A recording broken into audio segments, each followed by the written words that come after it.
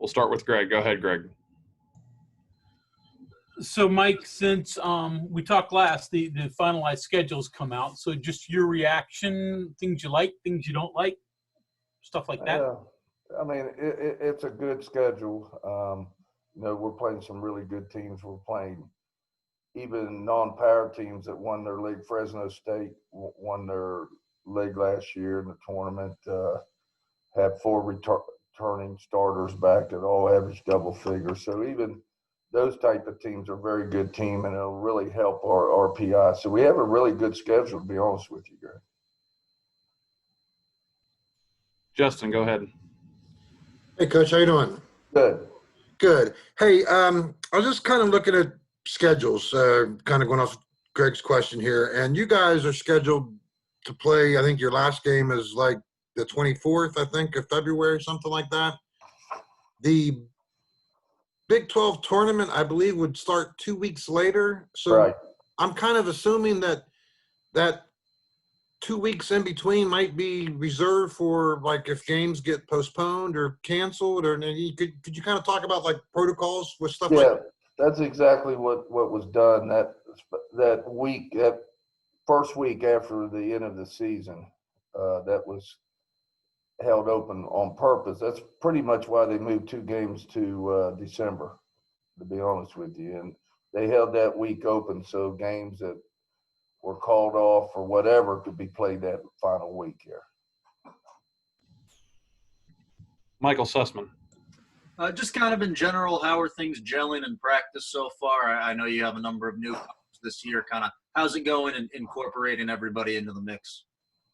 Well, it's going good. I mean, really, I'll be honest with you. I think our players are getting tired of practicing right now. And, you don't have the exhibition game. You don't have the scrimmage against an outside opponent. You don't have that type of stuff. The only people they're going against is each other and the male practice players. So, what we're going to do today is we're going to come out like a game day today and go 4 quarters against the practice players and get it on film and start getting ready for Fresno State and LSU. John Antonik, go ahead. Hey, Coach, you announced your recruiting class, I guess yesterday, right? Yes. And I know you've talked about it in the past. What made this so different that you were able to have such a strong recruiting year? And were these normal areas that you've gone in to get these players? What made this unique and so good for you? Well, it was unique because everything was done by Zoom, and of the 4 that signed, I'm trying to think, only 3 of the 4 had been down here early. We've got we were on them early. So I just think, they like what they saw when they come down here early. And then, the conversations we were having during the Zoom calls and all that. Very fortunate. I always kid and tell people I do a better job recruiting when they can't meet me personally. You know what I mean? If I'm just on a Zoom call, they like me a lot better, evidently. But we were very fortunate. We got those 4 verbals early, and we were very fortunate. We really were. What makes these players so unique and so coveted? Is it their size? Is it their skill for the positions? What is it? Well, JJ, the point guard, she is very skilled, very talented, can score plus deliver the basketball, handles the ball extremely well. She came off an injury her junior or sophomore year, and a lot of people didn't know how she would recover, but she recovered very well and is very good. Then the other 3 are all about 6'1". They can play the 3 position, play the 4 position. They give you a lot of latitude in positions they can play, but they're all, have very good skill. All this is probably, since I've been here, from top to bottom, one of the better recruiting classes we have got. Real quick, last thing here before you move on. Getting these 4, and you said the versatility, is it almost like you've got 8 players in 4 because they can play multiple positions? Yeah, you can look at it that way. now once they get in practice, we'll see if some can play out on the, that's a little bit different defensively and all that. But I'm very high on all four of these players and very excited. And, I think they'll have a great career, all four of them here at West Virginia. And I think they'll contribute as a freshman too. I don't think they're going to come in and sit. I think they'll be able to come in and contribute immediately. Greg Hunter, go ahead. Mike, a few weeks ago, I remember during an interview, we talked about like the thresholds you need to be able to play. I think some people had suggested 6 or 7 players minimum. You had said at least 8. So have you gotten word on what exactly you're going to have as a minimum to be able to play? Greg, I think they came up with 7. I think it's 7. That's fine. That's fine. The whole thing is we need to get a season in. We need to get games in and all that. So 7's the cutoff, and then, everybody will have to play with 7, and that'll be fine. I know the problem on the men's side was, in our meetings, was they had to count walk-ons. And so that I don't know if they ever got that straightened out or not, but if you got to count walk-ons, could be one of the 7. Heck, you could have 4 walk-ons and only 3 scholarship kids and have to play a game. So, it is going to create some problems. Justin, go ahead.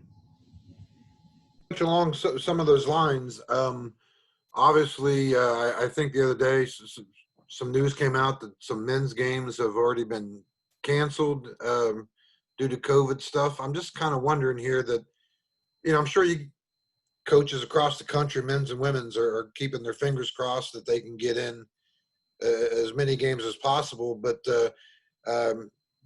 protocols as far as if games do get canceled or postponed or just, coaching during this time. I mean, this is obviously a very unique situation. And, what kind of discussions have you had with Shane about different protocols as far as getting games in or if games get canceled and, and that sort of thing? Well, yeah, I mean, pretty much the Big 12 is making them protocols, what's being done. Like I said, we talked about earlier, we left that week, really 2 weeks before the tournament where games could be made up. 7 players, you have to be able to have 7 players to play the game. And if you don't, it'll be postponed. And, some schools will be able to pick it up if they want to play 3 games a week, during the week, or they can wait to that last week after the end of the season. So, I think there's going to be both schools are going to have to agree, and then the Big 12 will be involved greatly. Michael, go ahead. What have you seen on film so far from Fresno State and LSU? Well, we play Fresno first. Like I said, they have 4 guards back. They start 4 guards in a 6'2" center. So it's really 5 perimeter out. All 4 returning guards average double figures. They spread you. They shoot threes. They drive the ball. They do a lot of rubs on offense. Defensively, they're going to play you a little man. They're going to play you mostly a 2-3. LSU, same thing. They're going to play a matchup zone. They'll play a little bit of man. Fresno will press a little bit out of a 1-2-2, and it's just to take time off the clock, that type of stuff. So, we've been trying to work on both of them, some of their stats in practice now. And like I said, after today, we'll get into it a lot more. We'll show them film on both of them and start really doing scouts on both of them. Spencer, go ahead. Hi, Coach. So when you look over the past few weeks of practice, is there a player that stands out to you in terms of someone that maybe you didn't initially see as becoming a large offensive presence or having a large role within the offense that maybe now has caught your eye? Yeah, well, I think Esmeri has really, I've said that before. I think Esmeri is really going to add some scoring this year to us, either from the 4 position or the 3 position. So I really like the way she's come along. And then Jayla Hemingway, the transfer from Mississippi State, I think is really starting to learn our defense and you know, what we do offensively in that. So, and then I think, you know, you have Kaiser that can score, KK can score. Madison Smith is shooting the ball a lot better right now than she did last year. And then I think the other young lady that's really finishing very well is Rochelle Norris. She's really calmed down and has a lot more confidence. So I've been very excited about her in practice. Kevin Kinder, go ahead. Hey, Mike, two more on the schedule. After your non-conference strength of schedule kind of hurt you a little bit for postseason selection the last year or two, how much of an emphasis was beefing that up this year? How difficult was it to keep that with the way the schedules went nuts? And then who gets the credit? Who works on the schedule? Who does the games in the women's program? Well, really, you know, Megan, our operation person, deals with recruiting. And, you know, we get together and we say, hey, we got to do this. We want to stay within this RPI. We want to beef it up some. We don't want anybody below a certain RPI and that type of stuff. And then, you know, people are calling back and forth and that type of stuff. But, you know, really, we were fortunate. We had two teams drop us when all this happened, and we was able to pick up some good teams in their place. So we've been very fortunate. We did try to pick up a couple more Power Fives, local Power Fives, but it just didn't work out. So we were trying to beef it up a little bit more with Power Fives, which didn't work out for us. Greg, go ahead. Mike, we get a chance to talk to Kaiser yesterday, and you've talked about her, you know, improvement in terms of conditioning and such, and she talked extensively about that. Have you ever had a veteran player transform her body like that before, and what benefits has that provided her?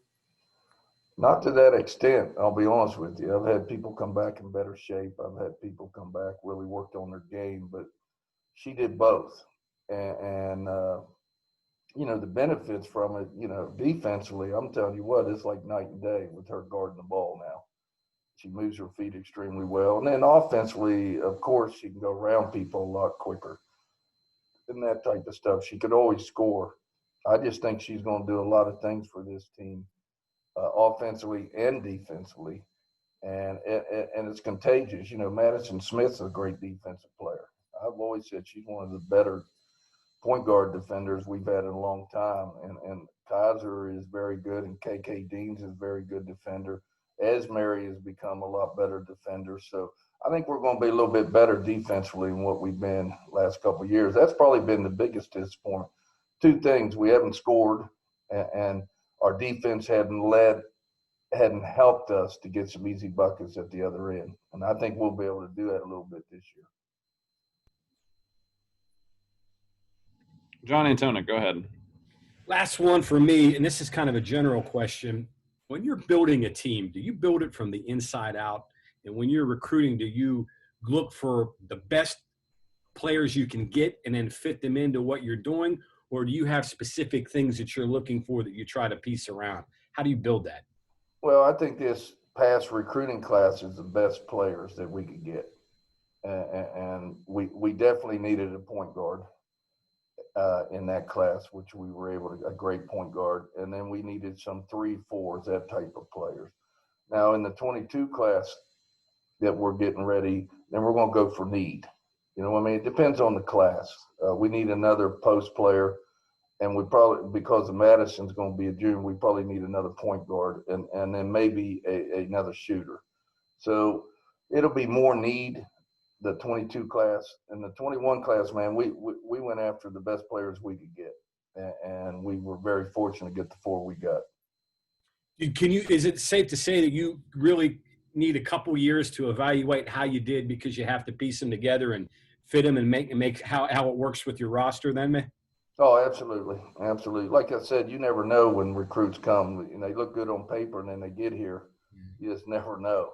But, you know, these are good students also come from good families. So I think we hit it pretty good on these four. I think we really hit it where we needed to. We needed to up the talent on our roster, and we were able to do that with good people and good students. So I think we're going to reap a lot of benefits from this recruiting class on and off the floor. We'll take this last question from Justin Jackson. Go ahead. Coach, Kaiser was saying the other day that, she was sort of glad that this team is kind of flying under the radar a little bit as far as preseason polls and predictions and that sort of thing. I'm just kind of wondering what your take is on that because, obviously you've been on the other end of the spectrum where you've been preseason ranked and expected to finish high and stuff like that. I'm just kind of wondering, is this team flying under the radar? And it seems like it might be able to exceed those expectations a little bit. Well, we hope we can. I felt bad for some of our players that a couple of them just received honorable mention. I mean, they worked extremely hard, and I think they're going to do a lot better than honorable mention in the Big 12. But, that happens every year. It doesn't matter it matters post. And we'll see what happens postseason. So, I'm excited. This team plays extremely hard. Our chemistry on this team is a lot better than it was last year. The players are a lot closer. They do a lot of things together. But also, I think we play better defense.